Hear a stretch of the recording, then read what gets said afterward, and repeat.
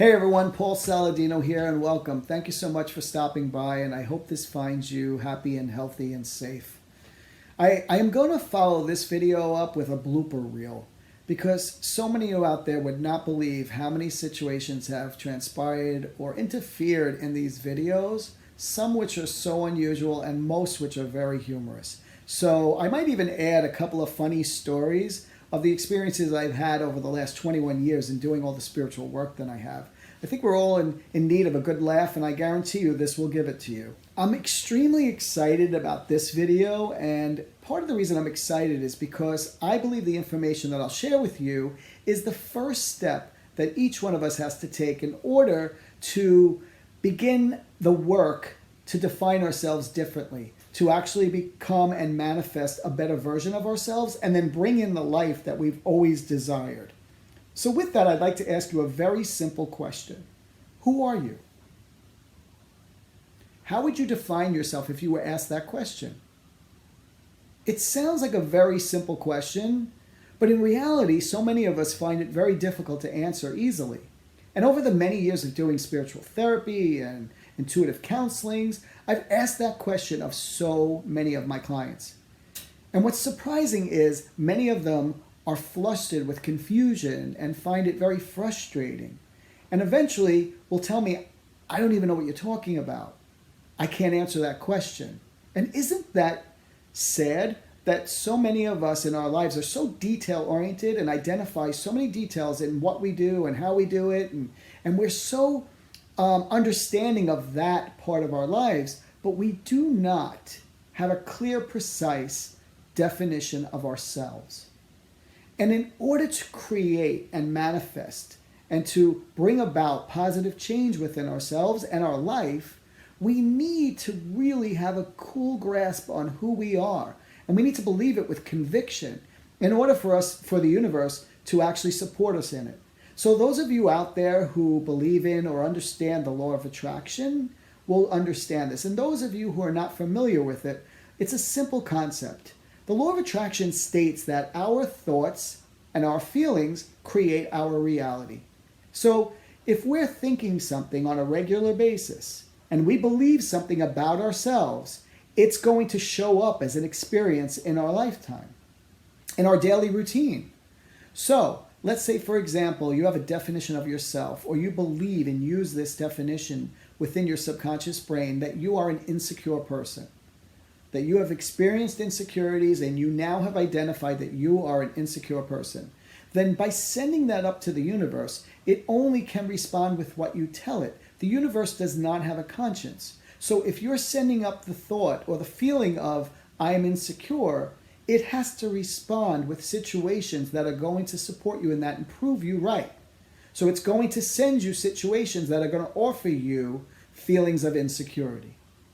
So in our definition of ourselves, it's so very important for us to remove the negatives and to embrace the positives, because anything we think or anything we feel deeply within ourselves and anything that we believe about ourselves is going to show up as our life experience. The first exercise that I would like you all to do is take out a piece of paper when you get a moment, sit down in quiet, and write down all of the emotions that you think you are most connected to, good and bad. Write them all down. Are you a strong person? Are you a capable person? Are you an empathetic person? Are you compassionate? Are you loving? Are you forgiving? Are you fearful? Write them all down. And in this exercise, it's so very important to take the negative emotions that you are now identifying yourself with and take a positive from it. To now flip the consciousness, to be able to now create a positive affirmation or support system around that negative emotion. So let's say, for example, you've had situations where you were abused, which you believe created your insecurities. So what you want to do is take a positive emotion out of that. What did you learn, or what positive experience can you draw from that? Let's say that you had to endure strength through a very bad abusive relationship. So now in your definition, instead of insecure, you could say, through my insecurities, I now believe I'm a strong person. And you now put a positive spin on it. And so now that strength becomes part of you, and the negative is no longer attached. The negative is no longer bad because now you've turned it into something beneficial, something supportive in a positive direction. So once you can flip all the negatives to a positive and come up with something very strongly that you believe has come out of that situation positive, and you have the other positive emotions, you start to look at these things, and now through repetitive behavior and positive affirmations keep repeating themselves to you, to yourself. So a lot of people will say to me, well, how do I come up with a positive emotion that I have experienced or that I believe I am? Well, you don't have to use it all the time, but what you can do is go back into your life experience and go over any acts of positive. Let's say you were compassionate to somebody. Let's say that you were very kind to another person, or you showed or displayed compassion, or you were very loving in this one relationship, very forgiving of somebody who had hurt you. Go over those experiences, because we really shouldn't define ourselves by a notion or an idea. We need valid evidence that we really truly display that emotion. So when you go over that experience within yourself and you can remember, yes, I did do that, well, now you know that you can confidently add that to the definition of who you are. And this starts to create an energy of positive. And it starts to train your thought processes and your emotions to become comfortable with all the good of you. And then, in fact, the universe will start to show it to you through your experiences. But one of the greatest signs through doing this work is how the universe will validate it for you. When it is convinced that you have done the work and truly believe what you're saying, not just saying it because you want something, it will give you back a clear sign, usually in the way of someone bringing it to you. So this is what I mean by that. Let's say, for example, you start to define yourself as a kind soul, and you just keep saying that every day, and then truly one day you wake up because you've done some kind acts in your life and really feel the kindness within you. You'll be going along your daily routine one day, and someone will merely say to you, you know, I just have to tell you, I really feel like you're a kind person. There's the universe validating you, telling you that, hey, we heard you, and now we believe that you believe that.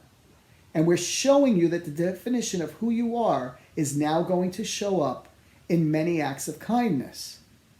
Remember that. If you really want good in your life, if you really want change to be a better person, then you need to have a basic foundation, a fundamental foundation of positive that you believe about yourself. Now, many of us have had bad experiences in our life, and we've had, things happen in our formative years or when we were younger, and it was ingrained in our brain, almost written in a deep CD that plays in the back of our subconscious brain.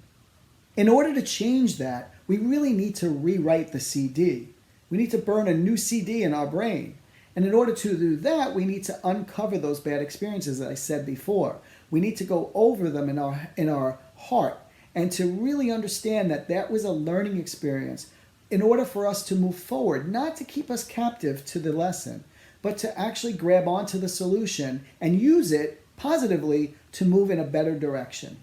So once we can do that and then take the good out of it, and we can repeat these goods over and over and over again, it will be ingrained in our brain and in our soul, and it will become our way of life. It will become our new belief system.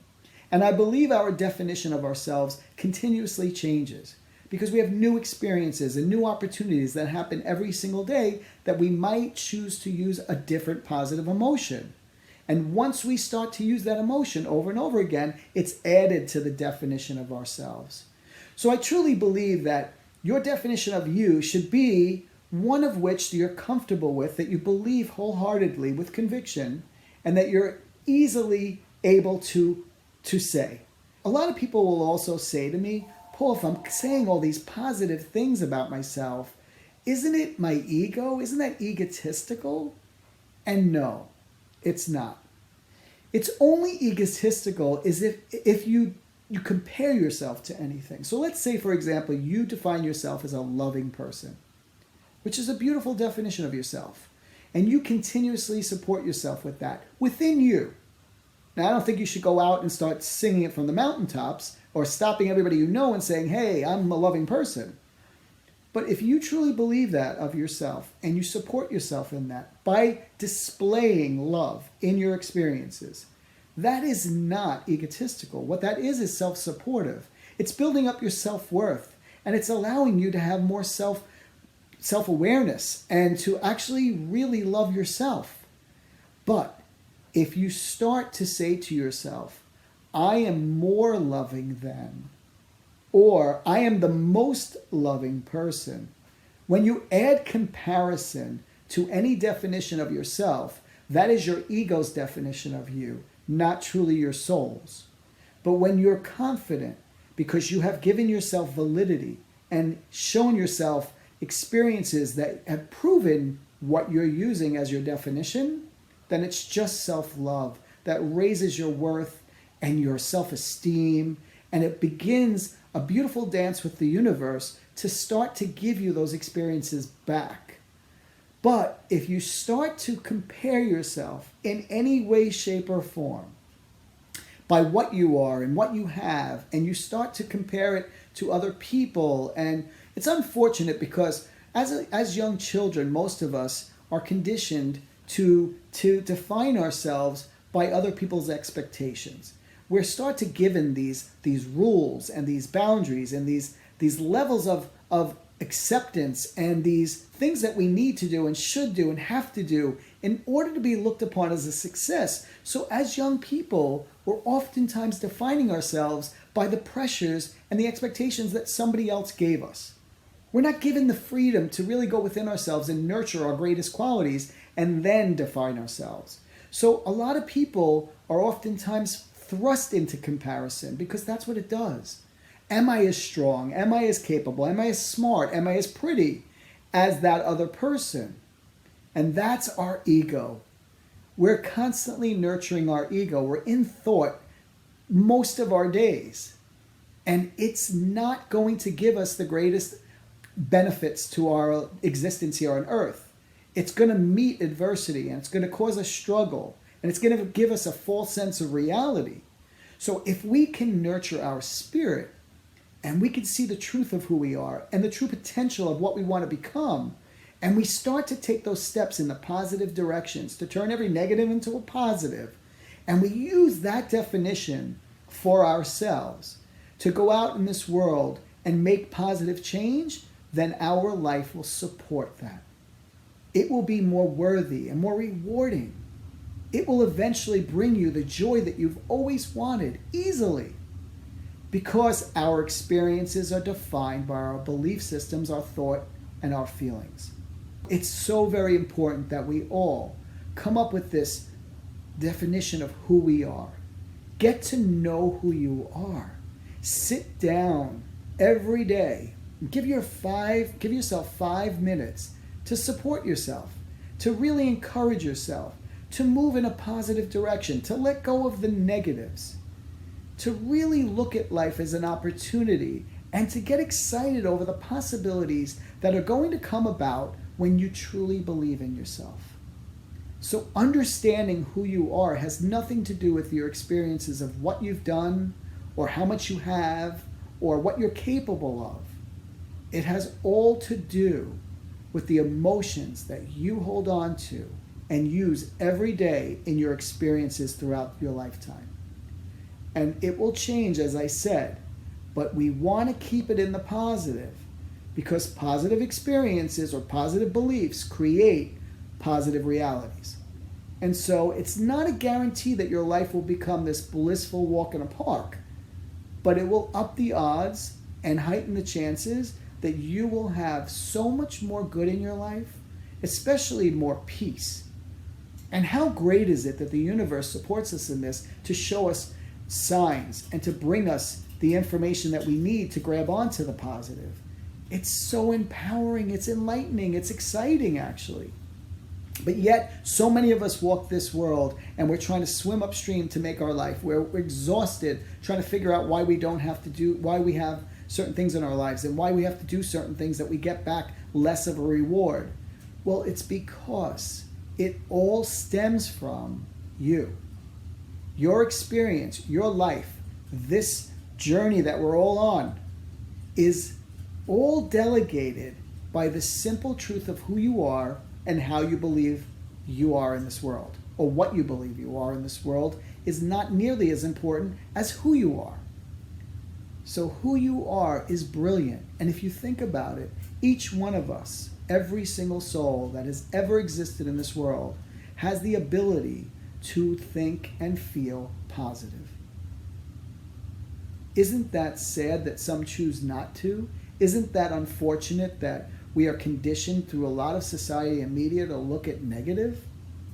Well, it's time for us to no longer swim upstream, but yet sit on a raft and go down the beautiful river that is offered to us in this experience.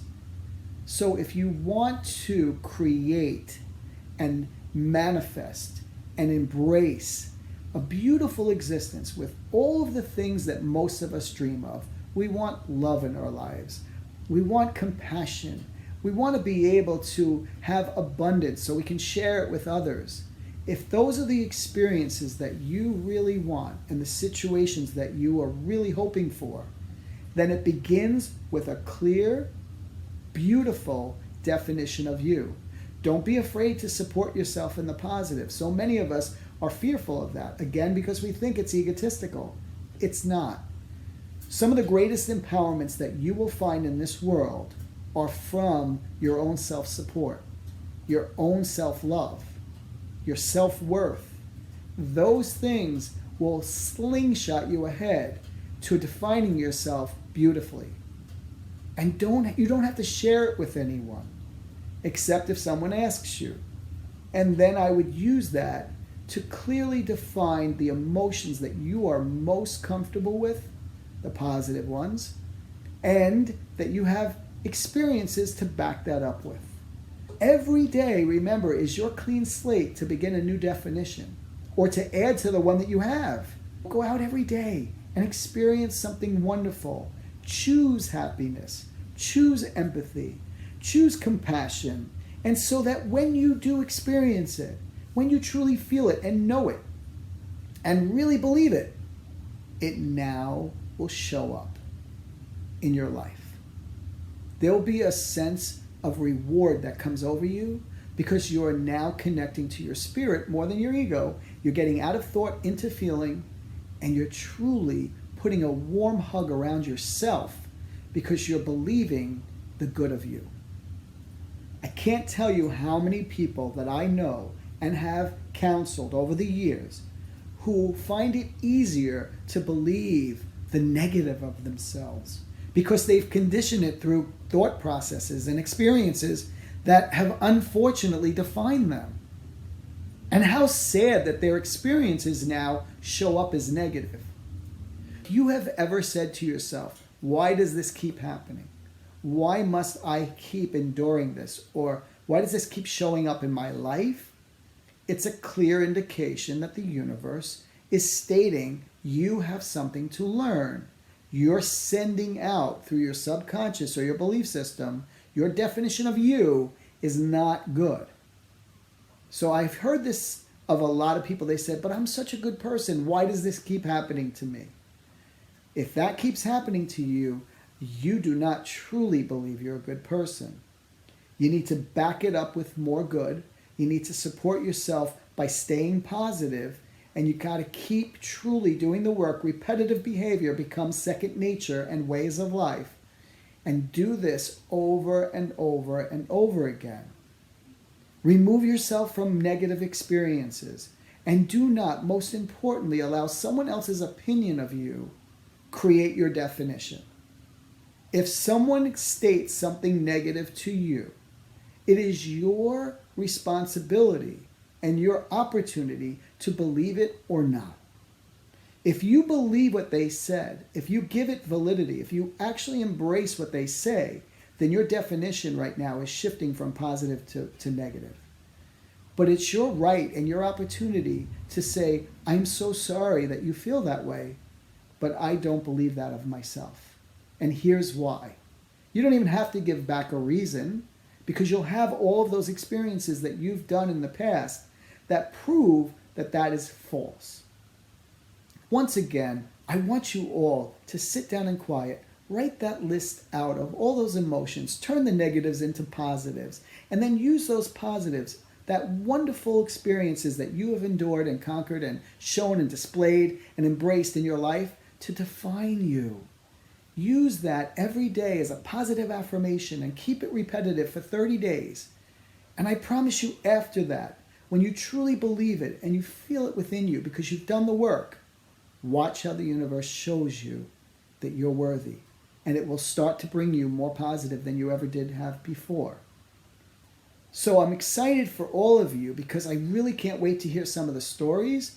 And I've heard some in the past that are just so brilliant. It works. Energy attracts energy.